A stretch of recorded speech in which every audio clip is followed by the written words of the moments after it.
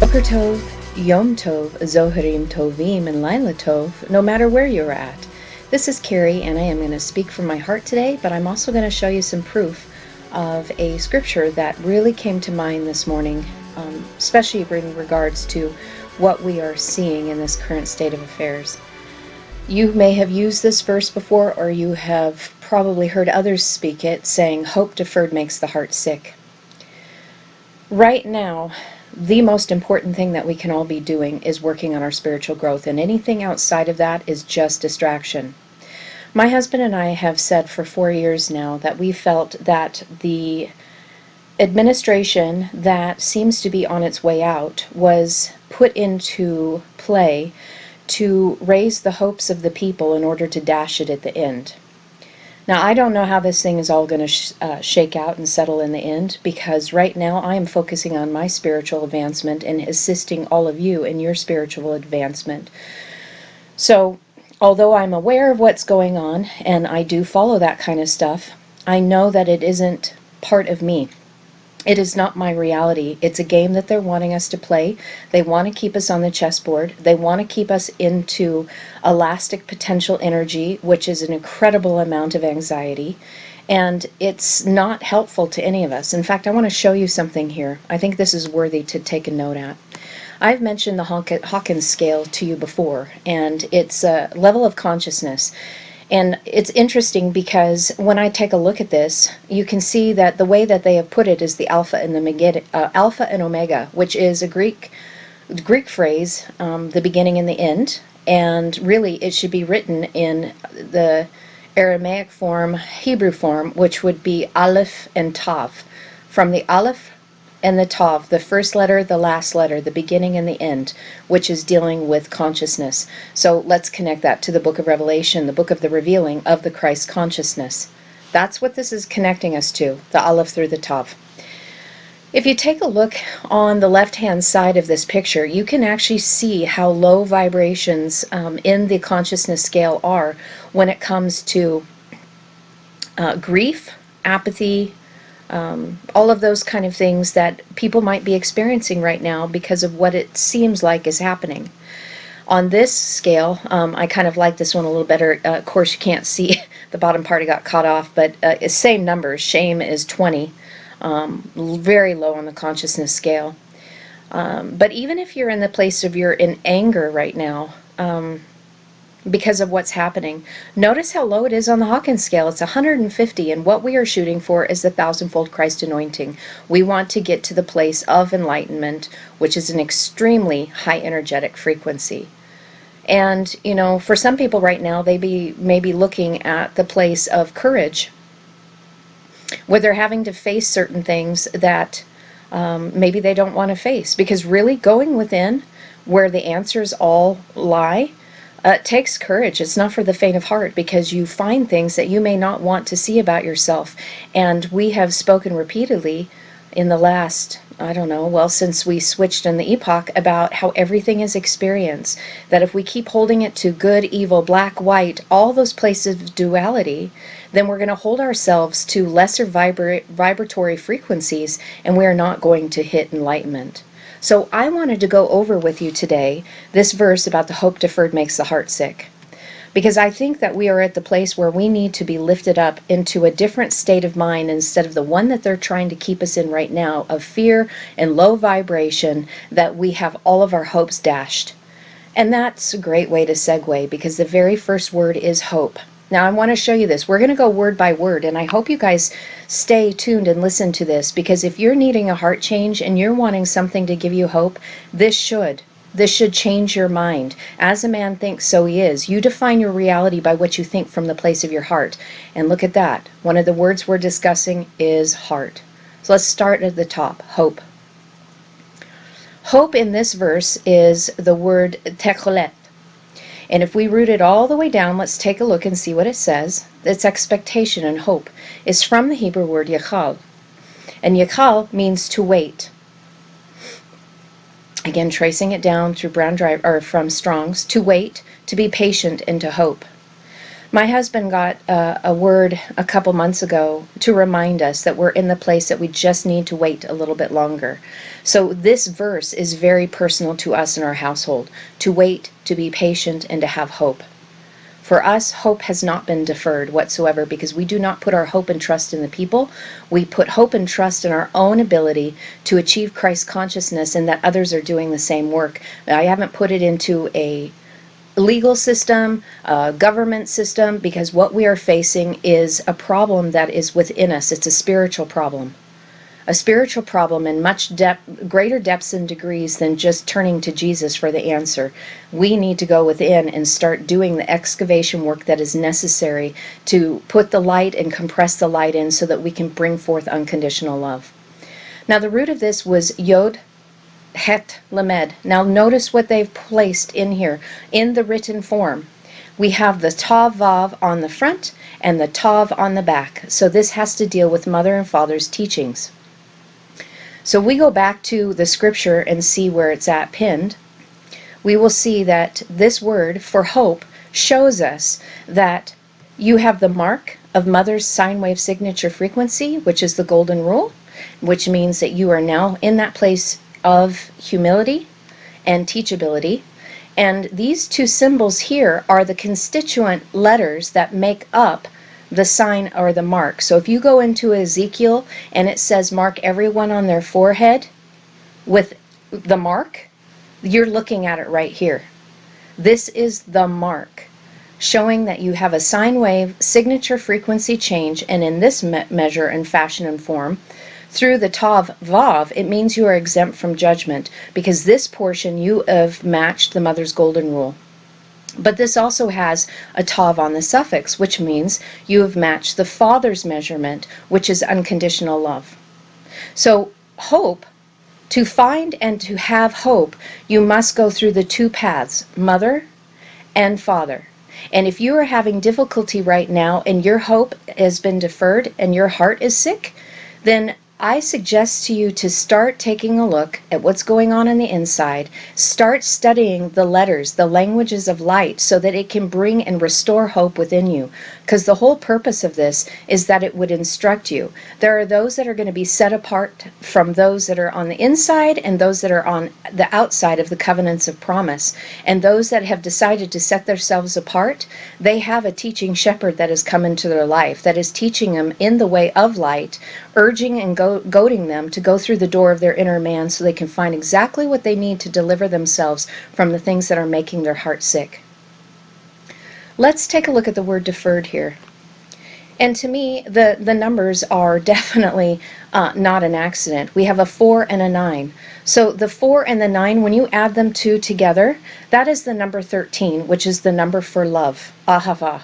The other thing that I see here is means quadration, and we are going to be specifically dealing with that, and not so too many days from now, where I explain fully what a quadrated being looks like. But I will say this: it has to do with all four chambers of your heart. Then we have the number 9 here, which means completion. So right here, I'm already seeing that this word is beginning to tell us something if we have the eyes to see what is going on. Not conjecture, but things that are written in a vibratory frequency to lift our nature up to a higher status. So, to draw, to be tall, to sow.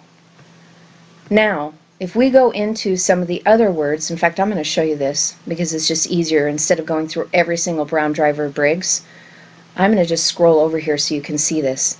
So look at what it looks like. When you're going down, I can't move my cursor, so you're just going to have to read it for yourself. There are things down here that this has been used to talk about, to cheer and to gratify, to be drawn out. Well, what are we trying to do? We've been sharing repeatedly with you that the process of drawing you out of the waters of the chaos is through the twin teachings of Mother and Father. Mother is in the chaos of the waters of the world. We enter into her womb to be born again, where we go into the second mem. First mem gets us into the golden rule so that our chaotic world, once we can treat each other the way we want to be treated, we have a safe environment with not so much chaos anymore. Then when we go through the second mem, is the finality of the enclosure of the completed mem sophit, we are now in the waters above, which is the shamayim. So this word right here in the written form has two mems together. Now these two mems are the representation of the cherubim that are on top of the Ark of the Covenant, the Ark of the Testimony, the Ark of our becoming. This is already telling us that we need to be drawn out of the waters through the twin teaching patterns that we find on the Ark of the Covenant that will get us to the place of becoming. Then so that's the representation of water. Then we have fire. The next letter talks about, so again, sorry to get ahead of myself. As you can tell, I'm very I'm being very direct and firm with you today, because there's a part of me that there's this place within me that I want to encourage you, and I am feeling like, because of being an empath, I'm feeling a lot of the energy signatures of the people that are around me that are feeling defeated right now. And those of us who are of the light, we don't accept defeat. We don't have this win-lose mentality. We are here because things are the way they are, and it just is.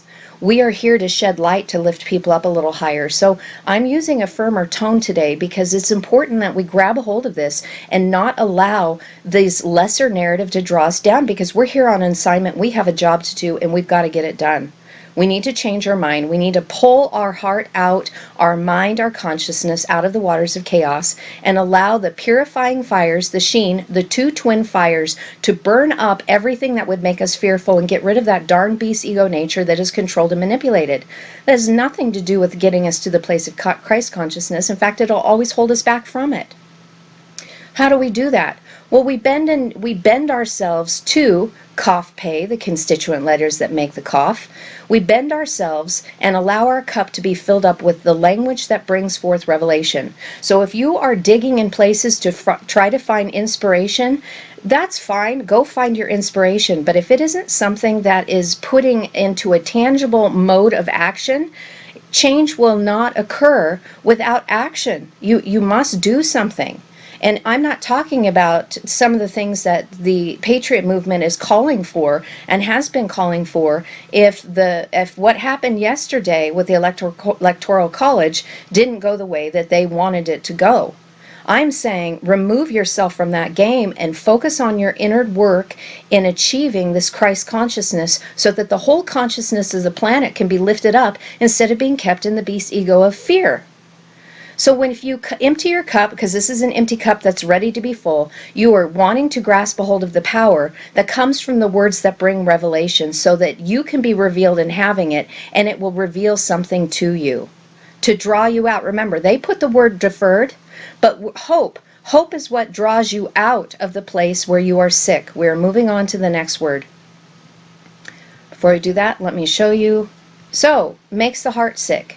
To be weak, to be feeble. Remember when we were talking about in previous teachings, as a man thinks, so he is, and I was going over the reverse of the letters, the bet lamed, that also means heart, and it talks about anxiousness and anxiety.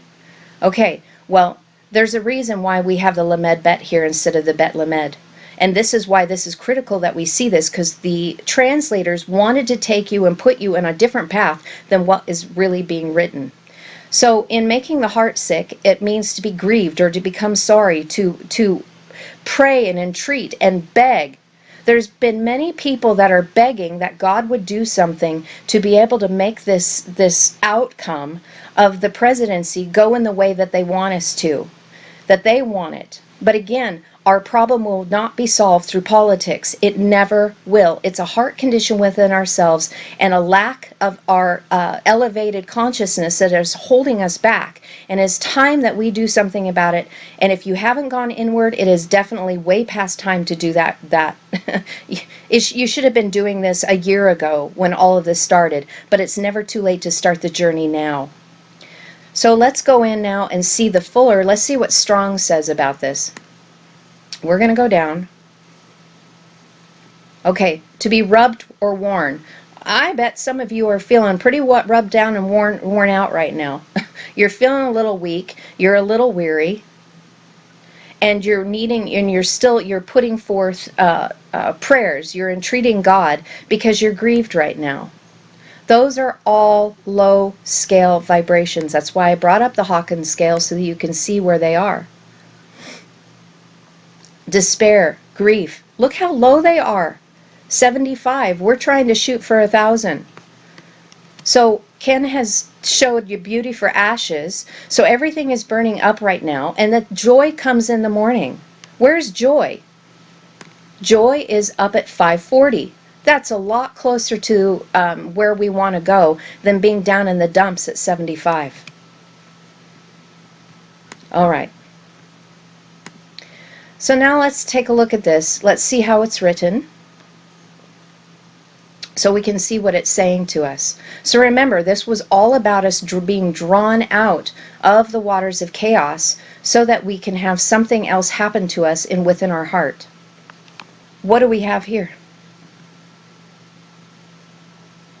Remember, in looking at this, it's het lamed he. So this is telling us the hay is still here. It did not get removed. Most of the time when you see a hay in the root word, whenever it's written in its written form, the hay is removed.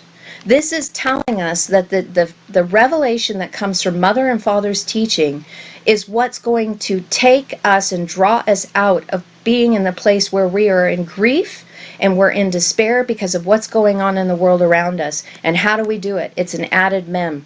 You start the journey through the letters that will lead you to the place out of the waters of chaos into the waters above that are the teachings through Mother and Father. Because remember, whenever you see the mem, there are two symbols that create this symbol that you seek. It's a mem and a mem sophite, a representation of the Mother and the Father's teachings, the divine feminine and divine masculine that are coming in together as one. And what is this meant to do? This conjunctive dash has to do with the bride. So the bride realizes that she needs to prepare herself, and she needs to lamed her inside. She needs to teach and instruct her inside so that she has authority inside. So right now, if you are allowing grief and despair to take a hold of you because of what you are seeing in the natural world, I tell you, come up a little higher. Let's go through the things that are going to draw us out of the waters of chaos and instruct our heart in the way it should go, instead of it being in a position where it's weak and feeble, because we are not a weak and feeble people. We are those who are standing, that are rising into our being as teachers of light and love, and it's our job to hold this position while everyone else is choosing to be grieved. Now, this is part of the verse that nobody talks to. It's about the tree of life. This whole thing right here, but when it is a tree of life, no, that's added. This is telling you that you are the tree of life. So your hope is in other things. Your hope is in the golden rule, in unconditional love, and that you are drawing yourself out through the twin teachings, through the Ark of the Covenant pattern, which is the Ark of the testimony. Think about that, guys. Witness and testimony. It's the same exact word.